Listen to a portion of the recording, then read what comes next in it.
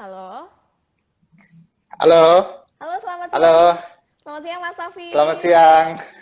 Halo, apa kabar? Alhamdulillah baik. Mas Safi apa kabar? Alhamdulillah baik. Kabarnya Kayak baik, seger luar biasa banget. Mbak Dina. Seger banget deh Thank kayaknya you, ya Mbak. ini Thank ya. you. Ceria Thank gitu you ya. kan mau ketemu Anda. Jadi Oh, harus segera.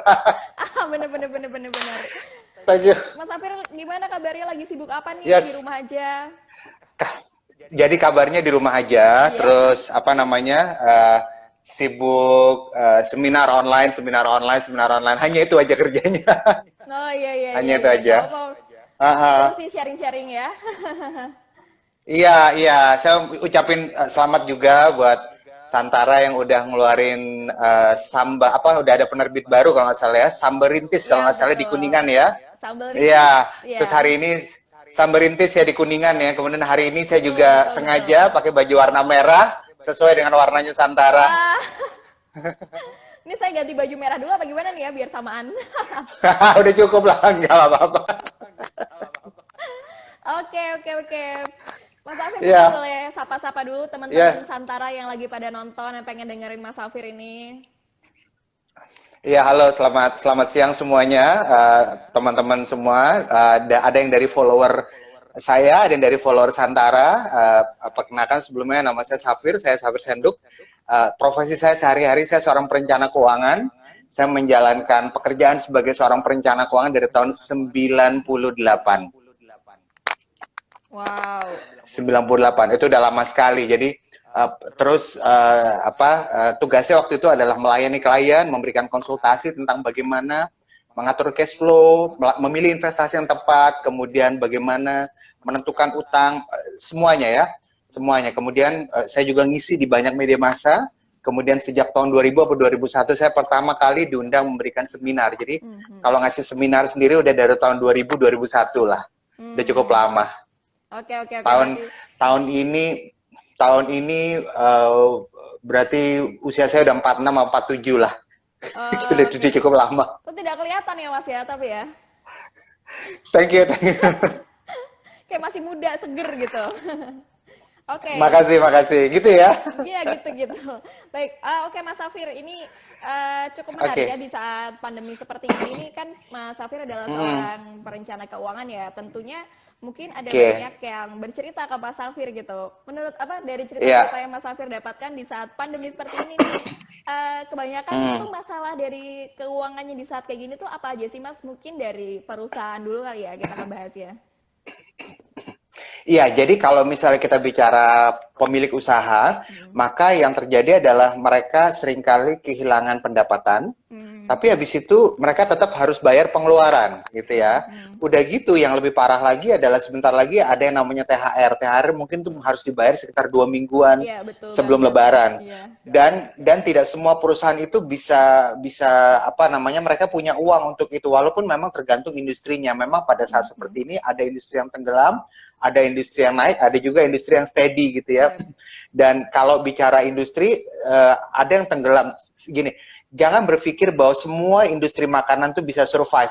Saya punya teman seorang pengusaha tempat makan di Tangerang gitu ya. Tempat makanan tuh enak sekali. Jadi orang datang ke situ tuh harganya lumayan tinggi, tapi orang datang ke situ betul-betul beli tempatnya. Makanannya sendiri juga enak, enak lah, enak. Tetapi orang datang ke situ memang beli tempatnya karena tempatnya enak banget. Nah, ketika masa seperti sekarang, dia tidak tertarik untuk jualan makanannya secara online. Dia tidak tertarik ngirim. Akhirnya yang dia lakukan adalah ya sudah, dia apa namanya? Dia memang dia tutup dulu dan dia nggak bisa bayar gaji 40 karyawannya. 40 karyawannya, dia Oh. nggak bisa bayar gaji dan dia nggak bisa bayar THR, bukan karena dia nggak ada duit, dia sebetulnya juga punya simpanan uang, tapi kebetulan uangnya dia taruh di luar negeri. Tapi cuma dia bilang, saya nggak bisa keluar negeri, uang luar negerinya ngeblok, kita nggak bisa masuk kok gitu loh. Seperti Iya itu. iya iya. Jadi nggak semua bisa survive. Jadi yang paling dipusingkan pengusaha adalah mereka nggak punya pendapatan. Nah, sebenarnya apa yang bisa mereka lakukan? Tentunya yang bisa mereka lakukan adalah nomor satu, mereka harus rela mengikhlaskan asetnya untuk membayar kompensasi buat karyawannya. Terutama apalagi kalau misalnya karyawannya sudah cukup loyal gitu ya. Tapi saya lihat banyak sekali pengusaha yang dia tidak rela merelakan asetnya, dalam arti dia menjual asetnya atau menggadaikan asetnya untuk dapat cash untuk bisa bayar karyawannya. Tidak semua ikhlas melakukannya. Jadi saya pikir ini yang harus dilakukan oleh pengusaha adalah mereka harus bersedia menjual asetnya, itu pertama. Kemudian yang kedua adalah pada beberapa kasus mereka juga bisa mengajukan pinjaman ke perbankan. Memang ada bank yang mau, ada bank yang tidak. Tapi paling tidak bank itu pasti akan melihat kondisi perusahaan, tempat bisnis kita, apa yang terjadi pada tempat bisnis kita. Kalau tempat bisnis kita sebaiknya mungkin baik-baik saja, paling tutup hanya karena memang semua orang harus di rumah gitu. Jadi memang ada perbankan yang mau, ada yang tidak. Tapi saya pikir pasti ada yang mau untuk memberikan semacam kredit untuk kita membayari karyawan itu, tentunya dengan jaminan yang bisa kita punya. Pak, prinsipnya ada banyak hal yang bisa dilakukan oleh pengusaha. Kemudian hal ketiga juga adalah pengusaha kalau bisa mungkin dia harus stop dulu pembelian inventaris yang baru. Mereka harus menunda dulu ekspansinya seperti itu. Kemudian memang ya itu dia, mereka juga mungkin udah berapa kali dibilang di Narsum di Santara, memang harus bersedia ganti platform. Mbak Dina, beberapa pengusaha ada yang bilang gini, aduh Pak Safir, saya sebel banget, saya punya usaha gitu ya, tapi kok usaha saya sepi nih gara-gara semua orang harus di rumah deh. Freelancer ada juga, aduh saya jadi nggak dapat income, saya biasa ngajar piano privat, sekarang nggak bisa ngajar karena semua orang di rumah. Nah saya mau ngajak Mbak Dina, coba kita ubah sedikit cara berpikirnya, mindset ya. Cara berpikirnya adalah begini, kita merasa kesal dengan keadaan sekarang, kenapa? Karena kita selalu bandingkan dengan bulan Januari kemarin. Bulan Januari kemarin di mana semua masih baik-baik saja. Tapi ubah mindsetnya seperti ini. Anggap saja kita baru buka dari nol. Anggap saja kita baru buka warung makan dari nol, baru buka toko kelontong dari nol. Apa yang terjadi kalau kita baru buka usaha dari nol? Ya customer-nya masih dikit. Tapi kita nggak ngeluh kan, kita selalu bilang, oh iya customer masih dikit, wajar lah kan, baru Mbak Dina gitu. Kalau kita cara berpikirnya begitu, kita nggak akan marah-marah, sialan segala macam. Tapi kalau kita berpikir, kita selalu bandingin, saya dulu pengusaha sukses, gara-gara ini nih, saya jadi sepi nih sekarang. Itu nggak akan kelar-kelar, Mbak. Jadi saran saya buat teman-teman yang buka usaha, yang punya usaha, sesukses apapun Anda sebulan, 4 bulan lalu, atau tahun lalu, cobalah berpikir bahwa seolah-olah Anda baru buka hari ini. Oh, ternyata bisa dimulai dari berubah mindset ya, Mas. Ini agak nggak kepikiran. Mindset ya. Iya. Nah, iya. itu kan Karena kita selalu berpikir, karena kita selalu berpikir, aduh sepi nih gara-gara ini, gara-gara itu, tuh nggak kelar-kelar mikir begitu. Bener. Yang pertama yang harus jalan emang mindsetnya dulu ya, Mas ya. Benar, iya benar. Nah, itu kan tadi untuk bisnis yang mungkin emang mengalami banyak kerugian, yang memang memang lumayan turunnya tuh turun banget gitu. Nah, kalau misalnya untuk bisnis yang bisa dinilai masih stabil atau justru naik, apa yang harus dilakukan biar cash flow keuangannya tuh tetap terjaga gitu, Mas Sisa? Karena ini kan penuh dengan ketidakpastian ya. Iya, betul. Jadi gini, kalau bisnis-bisnis yang kecenderungannya meningkat, maka sebetulnya hal yang harus dilakukan orang adalah mereka harus tetap berhati-hati. Saya punya banyak sekali teman-teman yang kerja, dia bukan pemilik bisnis, katakan dia kerja karyawan di industri yang lagi naik. Ya, farmasi misalnya itu lagi naik. Kemudian mereka dapat bonus segala macam, mereka boros segala macam. Padahal ini lagi masa seperti ini. Alasannya kenapa? Teman-teman di industri lain kan lagi menurun. Kalau saya sah-sah aja dong, industri saya kan lagi naik, saya dapat bonus, boleh-boleh aja dong. Tidak, kehati-hatian tetap harus dijaga. Begitu juga pada pemilik usaha yang usahanya lagi rising pada saat sekarang. Kehati-hatian tetap perlu dijaga. Kemudian dana untuk bayar THR tetap dikunci dari sekarang. Karena banyak pengusaha, kalau mereka punya uang, Mas Hafir kita putar dulu aja uangnya, nanti kita akan dapat uangnya untuk bayar THR. Kadang-kadang di masa sekarang kita harus lebih hati-hati. Jadi kuncinya adalah buat mereka yang industrinya lagi naik sekarang, tetap hati-hati, dana untuk THR di-save dari sekarang. Oh, oke. Tadi ada yang nanya nih, Mas, kalau misalnya ngasih THR-nya setengah boleh nggak? Atau ngasih gajinya setengah? Iya. Jadi ini menarik. Banyak pengusaha yang mereka melakukan pemotongan. Kemarin saya lihat ada sebuah, di koran, ada sebuah restoran fast food ayam cukup besar di Indonesia, yang dia melakukan perumahan kepada banyak sekali karyawannya. Kemudian manajemennya dipotong gaji apa-apanya, tapi si karyawan tetap dapat THR paling-paling ditunda. Ada juga yang dibagi 2 segala macam. Yang penting tetap dapat gitu ya. Jadi pertanyaannya adalah perlu apa enggak sih kita menunda atau dicicil atau gimana? Jawabannya kalau kondisi seperti sekarang, sepanjang kita mengkomunikasikannya dengan baik, saya pikir karyawan nggak ada masalah. Mereka juga ngerti lah. Yang penting buat mereka adalah THR gue yang penting dibayar, nggak apa-apa deh nyicil, oke lah. Ini kan memang zamannya memang luar biasa kali ini. Iya. Kayak kita nggak tahu pasti ini selesainya kapan gitu ya. Iya betul, kita nggak tahu pasti selesai kapan. Bisa kemarin Gubernur Jakarta bilang sampai 22 Mei. Kalau perkiraan saya sih mungkin gini Mbak, perkiraan saya presiden kita itu kan dulu pedagang ya, dia pasti ngerti lah bahwa kondisi seperti ini kan nggak bagus buat usaha gitu ya. Benar. Jadi mudah-mudahan sih semua dari kita nurut, mudah-mudahan akhir Mei, Juni lah kita udah bisa jalan-jalan lagi walaupun tetap dengan banyak pembatasan. Amin. Semoga bisa mulai lancar gitu, kembali seperti semula. Yes, betul. Oke, nah untuk perusahaan sendiri nih, Mas, pengeluaran apa sih yang jadi prioritas di saat-saat pandemi kayak gini? Tentu kan mereka juga tetap harus mengeluarkan ya, selain mungkin gaji karyawan gitu. Iya, pada dasarnya yang namanya pengeluaran perusahaan itu hanya dibagi menjadi 3. Jadi pertama adalah untuk membeli investasi awal, biasanya berupa alat-alat kerja kayak komputer, meja, furniture, rak dan lain sebagainya. Prinsipnya adalah dia beli sekali, kemudian itu menjadi bekal kantor atau bekal tokonya untuk jangka panjang. Itu pertama, investasi atau alat itu pertama. Kemudian kedua adalah modal kerja. Nah, modal kerja ini menarik. Kenapa? Karena modal kerja itu adalah uang yang kita keluarkan untuk dibelikan barang, untuk diputar barangnya dijual. Jadi, order hanya akan datang kalau barangnya ada. Ini kalau dia bisnisnya adalah jual barang, bukan jual servis. Kalau dia jual servis, katakan jasa fotokopi. Maka modal kerjanya itu adalah tinta, kertas, dan lain sebagainya. Tetapi kalau dia jual barang, maka modal kerja adalah uang yang dibelikan barang ke supplier. Itu modal kerja.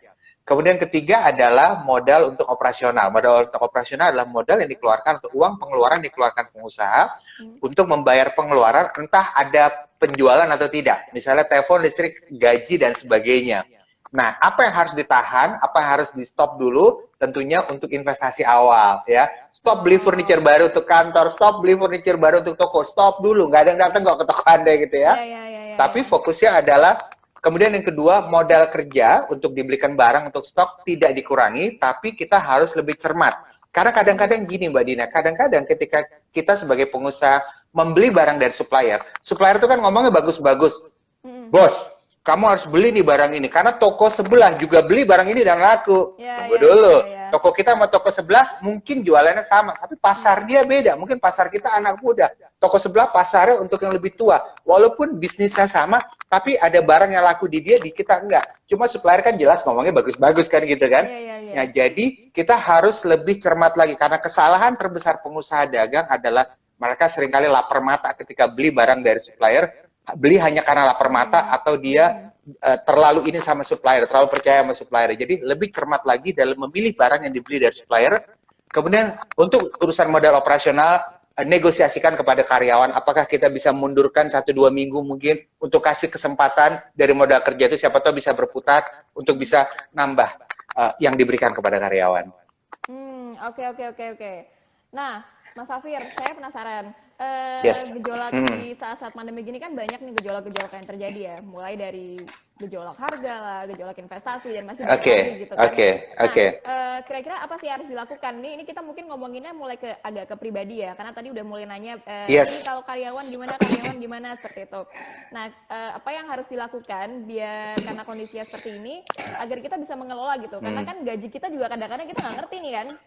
Bisa jadi kita cuma dapat setengah gitu-gitu, dan gimana cara, tapi juga kadang-kadang pengeluarannya melonjak gitu. Nah, itu gimana Mas Safir?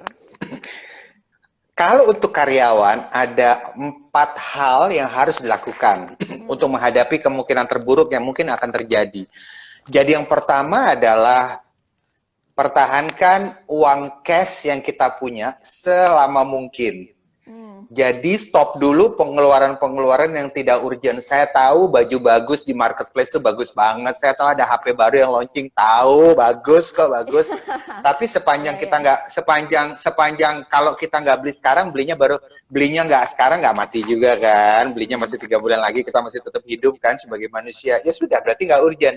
Kalau tidak urgent, Mbak Dina, nggak usah beli sekarang. Itu pertama. Jadi kuncinya sekali lagi pertahankan uang cash selama mungkin. Cara lain dalam mempertahankan uang cash selama mungkin adalah dengan mencari atau belajar membeli barang pengganti. Gunanya untuk dapat yang lebih murah. Kalau dulu kita di sekolah, saya dulu di sekolah namanya pelajarannya ekonomi koperasi. Namanya barang substitusi, keren banget kan namanya kan. Tapi sehari-hari kan kita kenal barang pengganti. Contoh, kita suka brand tertentu. Tapi kalau kita kan harus pertahankan uang cash selama mungkin, beli barang yang sama tapi brand yang lebih murah misalnya. Atau saya selalu bilang misalnya, saya sendiri Mbak Dina selalu suka martabak manis keju coklat. Enak banget. Tapi kalau saya pengen murah, saya beli aja roti tawar, mentega, keju, sama meses. Mirip-mirip deh sama, memang nggak sama martabak keju coklat. Tapi secara prinsip dia sama. Gitu ya. Itu yang pertama. Jadi pertahankan uang cash selama mungkin. Nah, kemudian kedua yang harus dilakukan adalah mulai sekarang ubah arah prioritas pengeluaran kita menjadi apa? Menjadi pengeluaran yang penting dan mendesak. Selama dia tidak mendesak, tidak usah beli. Fokus ke pengeluaran yang penting dan mendesak. Nah, pengeluaran yang penting dan mendesak itu apa, Mbak? Ini saya kasih tahu Anda. Bukan HP baru yang nggak urgent, bukan baju baru yang nggak urgent, tapi tahu nggak apa? Bahan makanan. Bahan makanan itu sangat urgent karena ketika kita di rumah yang paling kita butuhkan bukanlah baju bagus, bukanlah bahan makanan. Oke, sama wifi sih. Iya, benar, di kuota internet sih. Wifi, benar. Ya, cuma sayangnya itu dia. Biasanya perusahaan-perusahaan TV kabel yang kita langganan wifi itu dia tahu nggak? Mereka sering tidak mau meneruskan koneksinya kalau orang belum bayar di masa sekarang. Beda lah ya sama PLN, apa ini beda? Iya kan? Belum bayar gitu mereka putus gitu. Sayang banget kan gitu ya. Iya, itu yang kedua ya. Yang kedua adalah fokus ke pengeluaran yang memang penting dan mendesak, dan menurut saya hanya satu, Mbak, bahan makanan itu. Nah, kemudian ketiga adalah ini dia. Kalau kita punya investasi atau produk-produk investasi, ubah investasi kita dengan cara turunkan resiko investasinya. Contoh misalnya kalau saat ini kita punya investasi yang agak berisiko, dia turun naik gitu ya, pindahkan ke investasi yang lebih rendah risikonya. Gunanya buat apa? Karena bisa jadi suatu hari nanti kita tiba-tiba kita dapat surat cinta dari perusahaan, kamu sudah tidak bisa lagi bekerja di sini, kita nggak punya uang, kita harus keluar dan kita butuh ngambil dana investasinya. Nah, apa yang terjadi? Investasi kita udah turun. Jadi sekarang selamatkan pelan-pelan, pindahan ke investasi yang lebih rendah risikonya. Itu yang ketiga. Dan yang keempat, Mbak, menurut saya adalah mulailah cari uang dari rumah. Mulai cari uang dari rumah. Itu aja ini yang bisa kita lakukan. 4 hal ini untuk perorangan. Berarti kita memang perlu buat cari penghasilan tambahan, walaupun kita sekarang mungkin gajinya masih stabil gitu. Perusahaan di tempat kita bekerja masih stabil. Apakah kita tetap perlu untuk mencari penghasilan tambahan, Mas Afif? Sangat perlu. Kenapa? Kalau saya bilang sih, orang punya penghasilan itu macam-macam. Dia memang ingin nambah penghasilannya, atau yang kedua dia ingin nyiapin sekoci lagi kalau ada apa-apa dengan sekoci utama dia, perahu utama dia. Jadi kalau ada apa-apa sama pekerjaan utama dia punya cadangan. Nah, ini kasus yang saya bilang tadi, nyari penghasilan itu lebih kepada dia nyiapin sekoci tambahan, perahu penyelamat kalau ada apa-apa sama perahu utama. Sebenarnya fokusnya bukan untuk nambah penghasilan, tapi lebih nyiapin sumber lain lah. Karena banyak orang saya lihat mereka sangat nyaman di perusahaan tempat mereka bekerja, mereka dapat gaji yang cukup baik, tapi mereka nggak punya sesuatu tambahan ya. Jangan lupa, apapun Mbak Dina, apapun itu bisa terjadi. Termasuk perusahaan tempat kita bekerja, kayaknya baik-baik aja, tapi bisa terjadi. Saya kasih contoh, sederhana aja. Presiden 32 tahun pun bisa turun. Pada saat dia diangkat oleh wakil rakyat, orang nggak nyangka, dia lagi, ya sudahlah, dia lagi presidennya. Tapi itu bisa turun juga. Saya bukan ngomongin politik, tapi itu intinya bahwa apapun bisa terjadi gitu ya. Apapun bisa terjadi. Februari kemarin misalnya, siapa yang menyangka bisnis-bisnis itu kelihatannya baik-baik aja, terus tiba-tiba boom, kita semua harus di rumah 2 bulan, hampir 3 bulan kita harus di rumah. Nggak ada yang bisa nyangka. Jadi jangan pernah merasa bahwa perusahaan Anda akan baik-baik aja selamanya. Ya, dan itu cukup mendadak ya, Mas Afir ya. Kayak kita tadi gini plannya besar gitu perusahaan itu, terus tiba-tiba kayak zep gitu, tiba-tiba langsung semuanya diberhentikan gitu ya. Betul. Dan Mbak Dina, ini menarik juga. Jangan gengsi. Banyak teman-teman saya yang kerja di perusahaan tadinya dia dapat gaji cukup baik di perusahaan sebagai karyawan, kemudian dia jualan makanan yang margin untungnya cuma segini, banyak yang gengsi cuma berapa gitu ya. Tapi Tapi ingat, itu kan kalau orang jualan barang itu kan dia bisa nggak terbatas kan, bisa banyak. Benar. Satu lagi Mbak Dina, saya mau cerita sedikit. Sekarang tuh gengsi profesi udah nggak ada lagi. Saya ingat banget dulu teman-teman yang kerja di 10 tahun lalu ya, banyak teman-teman. Jadi gini, kita punya image orang yang kerja di industri migas pasti gajinya gede, betul kan? Gaji gede ya, fasilitasnya banyak. Nah, teman-teman yang kerja di industri migas bukan nggak tahu, banyak di antara mereka yang tahu. Jadi saya punya banyak teman kerja di industri migas, dia masuk di perusahaan minyak, diterima 1-2 tahun mulai dapat tantang-pententeng. Oh, gaji gue gede, gue dapat ini. Dia borosnya luar biasa gitu ya. Kamu kerja di mana? Dia nanya ke teman-temannya pas reuni. Pokoknya bukan kerja yang sama dia. Nggak dipandang sama dia. Tapi dia hanya memandang teman-teman yang kerja di industri yang sama. Akhirnya apa yang terjadi? Sekarang Mbak Dina, sekarang harga minyak turun sangat rendah. Dan teman-teman saya kerja di industri migas, aduh, ini kalau begini terus Mas Safir, ini Juli, Agustus, September kita bisa di PHK gitu lah. Saya nggak ada masalah dengan industri migas, Mbak. Saya cuma bermasalah dengan orang yang terlalu jumawa dengan profesinya dan dia menganggap profesinya paling baik dibandingkan profesi lain. Contoh lain misalnya, orang yang kerja sebagai flight crew airline, banyak teman-teman saya kerja jadi pramugara, pilot segala macam, jam terbangnya luar biasa banyak. Lulusnya banyak banget dari jam terbangnya kan, karena mereka dapat gaji, kemudian tapi banyakkan jam terbangnya dibanding gaji mungkin cuma 25% jam terbangnya, 75%, dan dari jam terbang itu kan dia dapat uang terbang. Dia ambillah kredit segala macam, dan kredit yang cicilannya dari uang terbangnya itu. Nah sekarang Mbak, ya Allah, 90% nggak terbang. Dan mereka uang terbangnya hilang, nggak ada, dan padahal dia punya cicilan yang harus dia bayar. Jadi dulu mereka jumawa, tapi sekarang aduh gimana, saya malu ketemu teman-teman dia nggak bisa bayar. Jadi intinya adalah jangan pernah merasa bahwa profesi kita lebih baik dari profesi orang lain, karena Tuhan bisa membalikan dunia begitu cepat. Kita benar-benar itu aja. Kita nggak pernah tahu ya apa yang jadi depan dia akan jadi siapa. Nggak pernah tahu Mbak, nggak pernah tahu. Betul. Gengsi profesi, jangan pernah lagi. Ini contoh lain. Berapa tahun lalu, 15 tahun lalu, orang menganggap remeh profesi MLM. Hah, MLM, apaan itu? Gitu. Saya dong kerja di perusahaan dengan gaji sangat-sangat besar. Tapi saat krisis, teman-teman yang kerja di industri, bukan kerja, mereka jadi agent MLM yang terutama produknya memang sehari-hari. Itu sekarang begini, bagus. Banyak saya punya teman kerja di manajemen sebuah perusahaan MLM terkenal asal Amerika. Dia bilang, gila Mas Hafir, kita sabun kita meningkat, hand sanitizer kita meningkat, air purifier kita laku, luar biasa. Jadi, dan para agent MLM-nya luar biasa. Jadi, gengsi profesi nggak ada lagi, dunia bisa berbalik sebegitu rupa. Bener. Saya juga kemarin sempet kayaknya ada yang viral nggak di Twitter gitu-gitu bahwa ada yang gaji 80 juta terus tiba-tiba dia di rumah. Oh iya. Itu tahu nggak Mas Safir? Yang dia padahal punya cicilan KPR rumah, cicilan mobil mewah. Itu menurut Mas Safir gimana tuh? Saya baca, itu terlepas dari ceritanya benar atau tidak, tetapi intinya betul-betul sama, bahwa sepanjang penghasilan bulanan kita itu didapat dari bekerja secara fisik, maka sebetulnya kita nggak aman, Mbak, nggak aman. Mau kita karyawan, kayak mau secara finansial kita nggak aman. Tapi bukan berarti Anda nggak boleh kerja jadi karyawan. Karena gini, kalau kita kerja jadi karyawan, berarti kita kerja secara fisik, kita menukar fisik kita dengan uang. Kita nggak kerja, kita nggak dapat uang gitu ya. Cuma bukan berarti saya melarang orang jangan kerja jadi karyawan, tidak. Tapi maksudnya adalah kerjalah jadi karyawan, tapi untuk kita jadi kaya adalah dari investasinya. Contoh misalnya gini Mbak, banyak orang kerja jadi dokter gitu ya, kemudian mereka berharap kaya jadi dokter. Apa yang terjadi? Mereka fokus ke penghasilan secara fisik. Mulailah dia menyarankan obat yang tidak disaran, obat yang sebetulnya tidak disarankan, tapi dia sarankan karena mungkin diam-diam, walaupun nggak boleh. Dia dapat komisi mungkin dari farmasi, itu nggak boleh sebetulnya kan. Tapi dia jadi tidak netral. Sebetulnya jadi dokter dia tidak boleh seperti itu. Dia harus netral. Loh, cari uangnya gimana? Cari uangnya dari investasi yang dia lakukan sebagai dokter.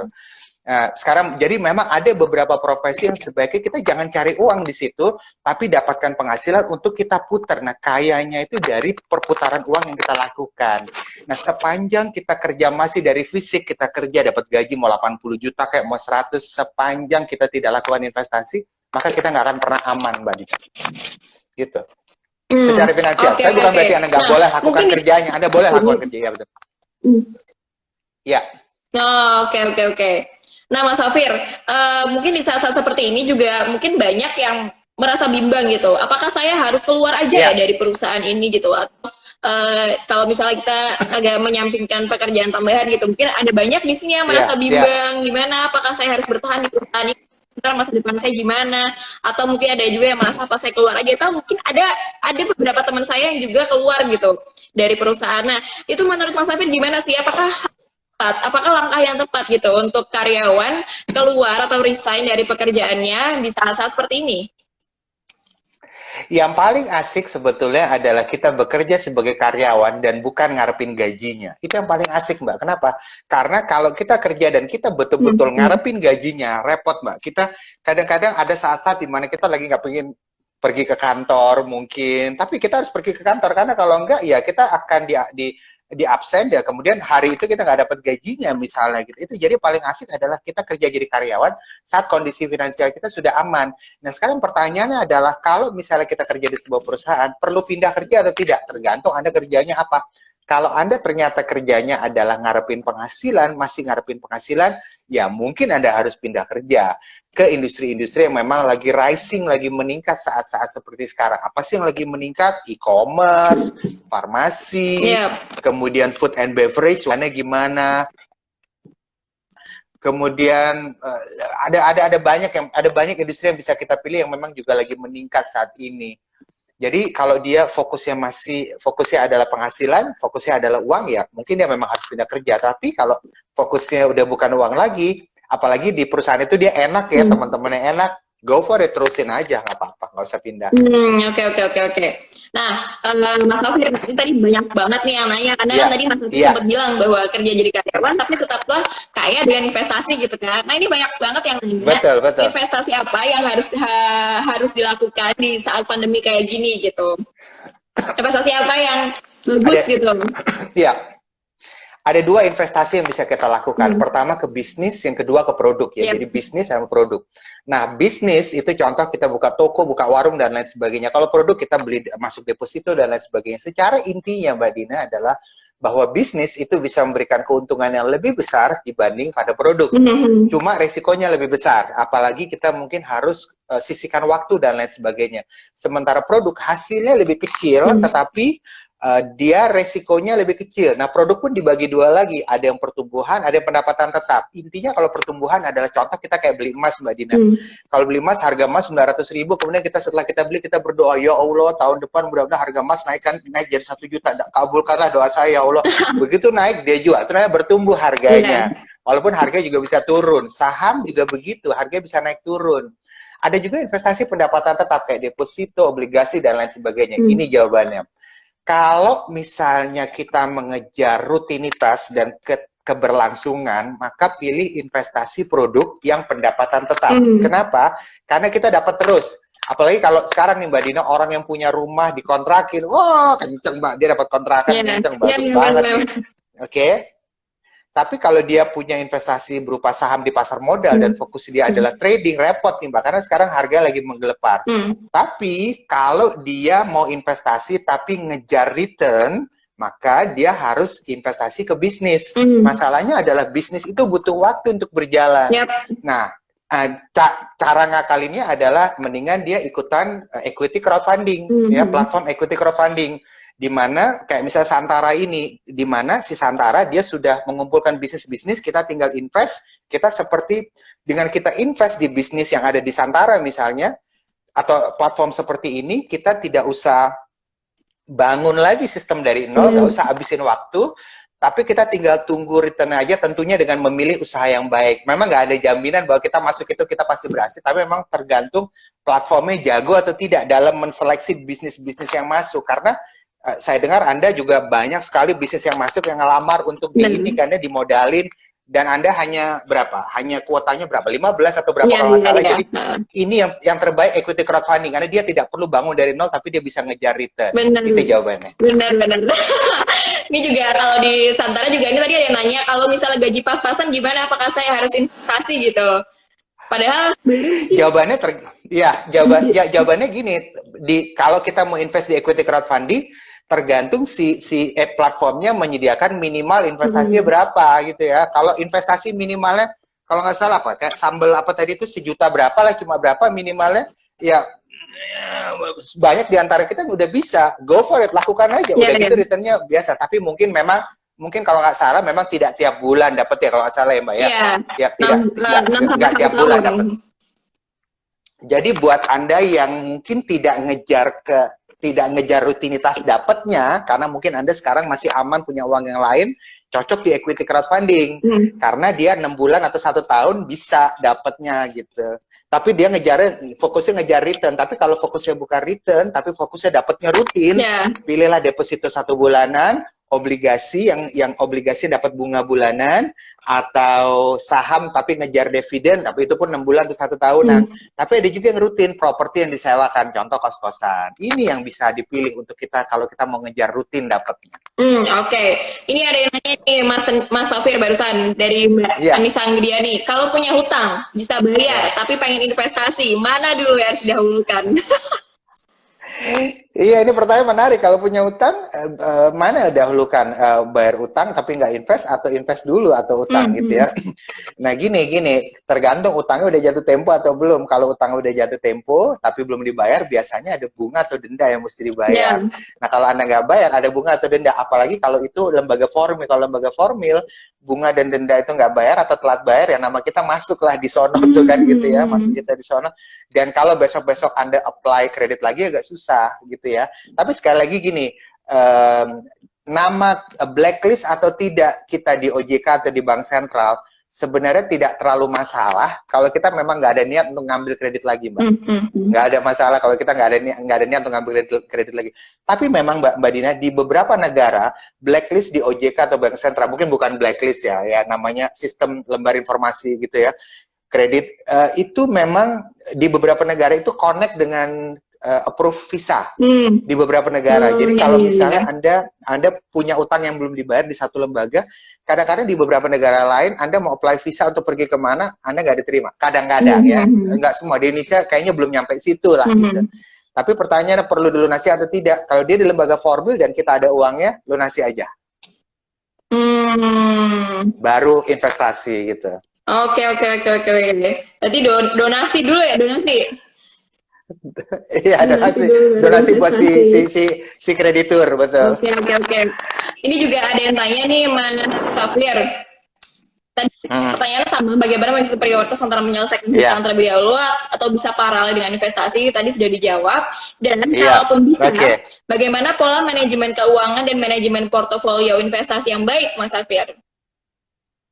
Oke, ini menarik. Kenapa? Karena pada saat seperti sekarang, apa yang harus kita lakukan dengan portofolio kita? Kalau Anda simak tadi Mbak Dina, tips ketiga kita untuk perorangan adalah turunkan risiko investasi. Jadi kalau sekarang kita punya portofolio investasi, turunkan saja risiko investasi kita, terutama kalau misalnya keadaannya kita ini adalah karyawan, tapi kita kayaknya lagi kebat-kebitnya, apa yang terjadi nih?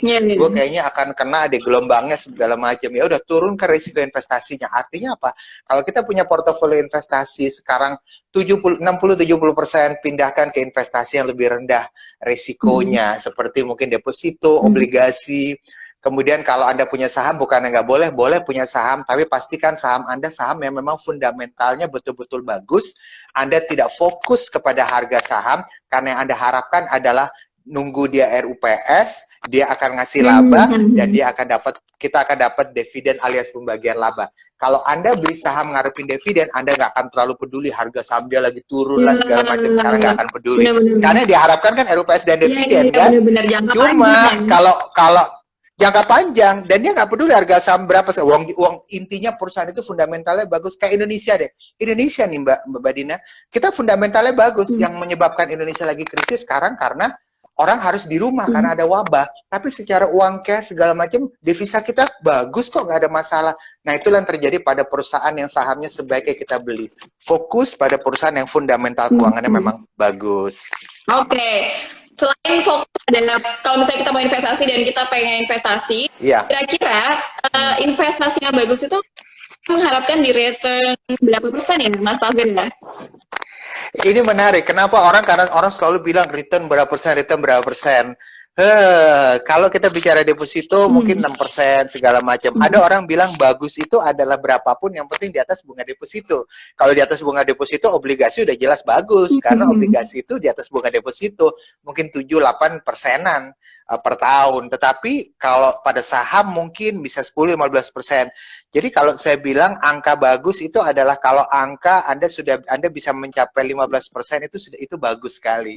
Itu bagus. Cuma 15% per tahun agak sulit didapat kalau Anda fokus pada investasi pendapatan tetap. Lawang pada saat krisis ini kan seperti saran saya bilang, turunkan risikonya. Jadi berarti ada yang harus ditukar, yaitu returnnya harus ditukar. Jadi cara ngakalinnya adalah Anda turunkan risiko investasi Anda, nanti kalau ada uang lebih, Anda kejar investasi yang memberikan return besar, yaitu bisnis atau usaha. Cuma supaya Anda tidak perlu repot, masuklah ke equity crowdfunding seperti Santara ini. Tidak usah bangun dari nol. Oke. Baik, Mas, itu tadi kita ngomongin tentang investasi ya. Mungkin sekarang kita pindah ke keuangan rumah tangga ini ya, Mas Safir. Oke. Teman-teman Santara juga pada bertanya, gimana sih kalau misalnya Mas Safir sendiri buat keuangan rumah tangga, ini kan mungkin banyak juga yang mulai bergejolak nih pengeluarannya gitu. Ini gimana nih Mas ngatur cash flow-nya nih? Jadi kalau kita bicara bergejolak, memang intinya adalah memang sekarang sudah waktunya punya sumber penghasilan baru ya. Kenapa? Karena sumber penghasilan baru, kalau kita punya sumber penghasilan baru, maka dalam jangka pendek itu bisa memecahkan masalah kita yang punya pengeluaran yang berlebihan atau mulai bergejolak. Itu pertama. Kemudian kedua adalah kuncinya saya pikir adalah mulai fokus pengeluaran-pengeluaran yang memang urgent. Lakukan pengetatan pada pengeluaran-pengeluaran dan fokus pada pengeluaran yang memang penting dan urgent. Tidak hanya penting tapi nggak urgent, tapi penting dan urgent. Banyak orang membeli sekarang karena dia merasa barang itu penting. Tapi dia lupa bahwa itu walaupun penting, dia nggak urgent. Jadi stop dulu. Nah, apa yang penting sekarang tentunya bahan makanan. Cuma ini saya ada tips lagi. Saya tahu banyak di antara kita yang sering beli makanan di luar. Sering beli makanan di luar. Nah, beli makanan di luar itu memang jatuhnya kalau kita perhatikan itu lebih mahal dibanding kita bikin sendiri. Betul nggak? Dia lebih mahal dibanding bikin sendiri.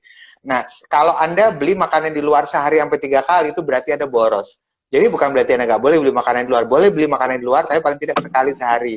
Sekali sehari oke buat, kadang kita perlu rekreasi. Rekreasi dengan cara jajan mungkin ya. Oke, nggak apa-apa. Jadi mulai sekarang mulai harus bisa masak. Ini mungkin sepele banget, tapi kalau orang bisa masak, dia bisa menghemat banyak banget, Mbak. Dia bisa menghemat banyak sekali. Kemudian di sosial media, di Instagram memang itu sekarang banyak banget makin bertebaran iklan-iklan produk barang konsumsi apapun itu. Sepanjang dia nggak urgent, jangan beli dulu. Tapi kalau misalnya Anda punya barang yang sama tapi udah rusak atau Anda sudah Anda sampai nggak bisa tidur segala macam, ya sudahlah, abaikan aja saran keuangan saya daripada Anda nggak bisa tidur. Oke, berarti sebenarnya keuangan rumah tangga juga bersama dengan keuangan personal ya, Mas ya? Betul, sama, betul, iya, bersama. Itu kalau misalnya antara yang kita bisa masak sama yang belanja di luar nih, ini ada contoh perbandingan angkanya nggak, Mas Safir? Karena kadang-kadang kan kadang-kadang nggak kelihatan. Iya. Saya tidak mengurangi rasa hormat saya pada warung-warung makan di luaran. Saya juga seneng kok langganan, saya juga senang langganan. Cuma memang sehari nggak 3 kali karena memang pengeluarannya jadi banyak. Jadi perbandingannya gini deh. Perbandingannya adalah kalau saya beli kaki ayam di supermarket, katakan saya sebut nama, misalnya Superindo misalnya. Saya beli kaki ayam. Kaki ayam itu yang gede paha atas sama bawah. Saya beli 4 biji. 4 biji jatuhnya 50.000. 50.000. Nah, 50.000 kalau kita beli ayam 2 potong di restoran fast food ayam Amerika itu dapatnya 2 potong. 2 potong, bukan 3 loh, 2 potong. Kadang 2, kadang 3 potong. Tetapi kalau saya masak sendiri, tadi kaki paha atas bawah itu 4 biji 50.000-an. Wah, itu bisa buat makan berapa kali? Dan sehari makan. Wah, berapa orang gitu ya? Bisa dapat ini aja pun kaki ayam atas bawah ini bisa kita gunting jadi 2 misalnya. Paha atas sama paha bawah. 10 potong kurang lebih 10 potong. Jadi penghematannya wow, 1 2 yang satunya 10. Bisa Wow, bisa 20%-nya. Lebih kita ngeluarin uang 20% lebih sedikit. No, 80% lebih sedikit. Hanya 20% untuk mendapatkan makanan yang sama.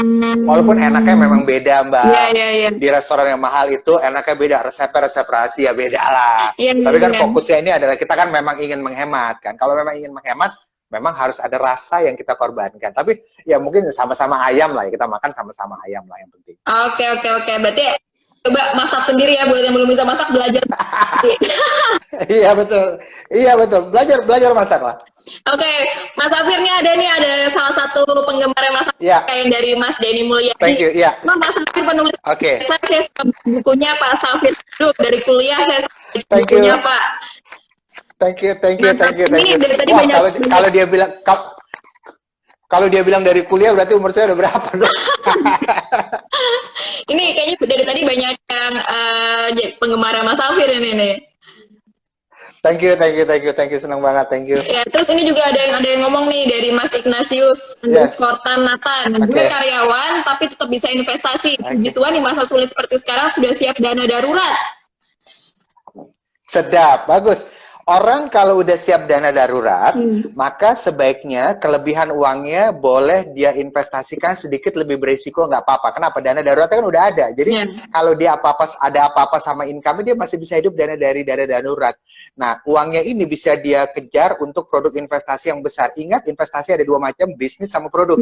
Bisnis income-nya lebih besar, tapi perlu effort. Produk income-nya lebih kecil, tapi risiko lebih kecil. Kalau gitu kejar aja yang lebih besar, tapi untuk effortnya ya kita masuk ke equity crowdfunding seperti Santara ini. Bener.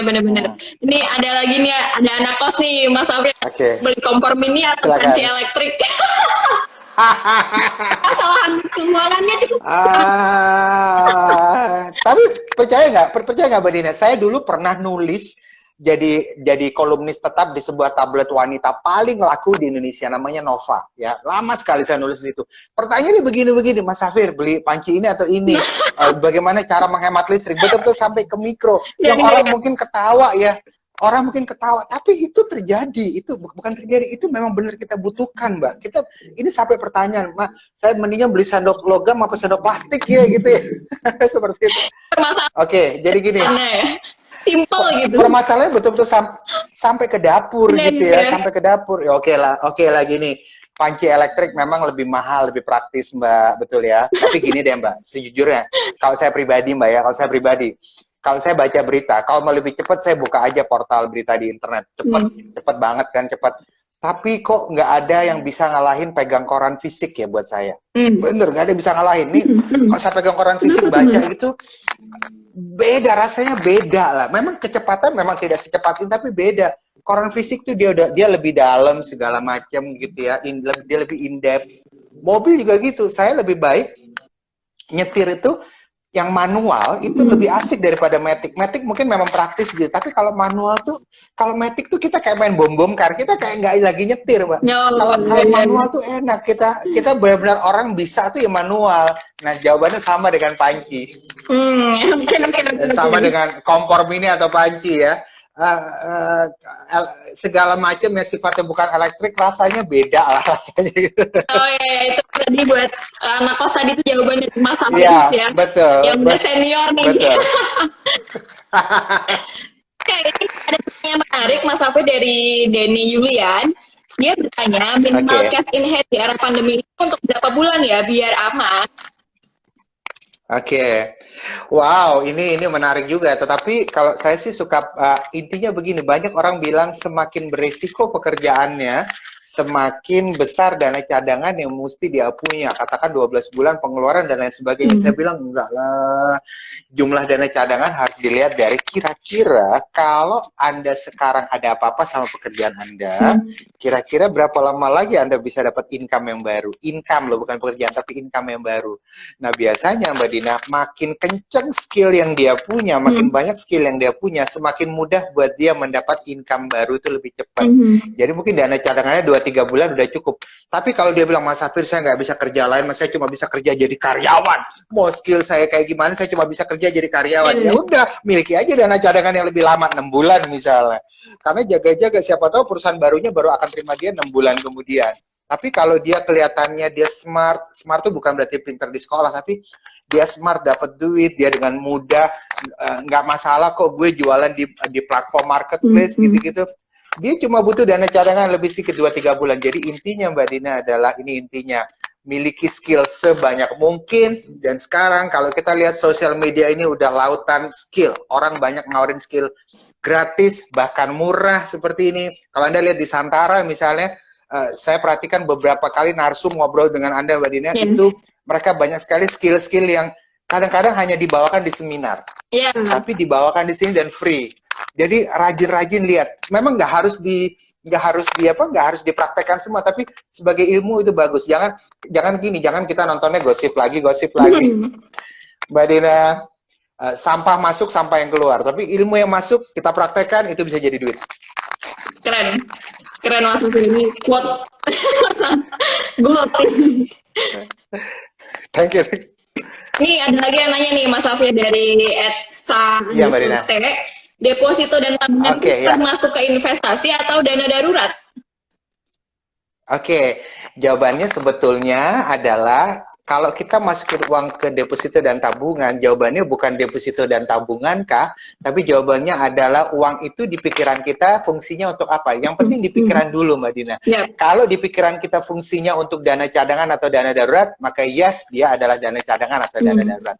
Tapi kalau fungsi yang ada di kepala kita adalah dana darurat untuk beli handphone baru, maka berarti dia bukan dana darurat, berarti dia uang untuk dibelanjakan. Atau di pikiran kita adalah itu untuk investasi jangka panjang, maka berarti dia bukan dana darurat, berarti dia adalah untuk investasi jangka panjang. Yang penting di pikiran dulu. Fungsi dia di pikiran Anda apa? Nah, dari situ, kalau misalnya fungsinya adalah untuk dana cadangan atau dana darurat, pindahkan ke deposito yang lebih pendek, 1 bulanan atau 3 bulanan maksimal. Siapa tahu ada apa-apa, yang penting deposito Anda tidak terkunci lama-lama atau ke tabungan. Tapi kalau di pikiran Anda bahwa uang itu adalah uang untuk jangka panjang, ya mungkin jangan ke deposito. Ada investasi lain yang lebih cocok untuk jangka panjang. Itu jawabannya. Nah, Mas Safir, kalau misalnya kita untuk mengetahui mau investasi apa, ini kan kita juga harus mencari tahu ya ke dalam diri kita sendiri. Sebenarnya tujuan kita buat investasi itu apa? Mencari tahunya itu gimana sih, Mas Safir?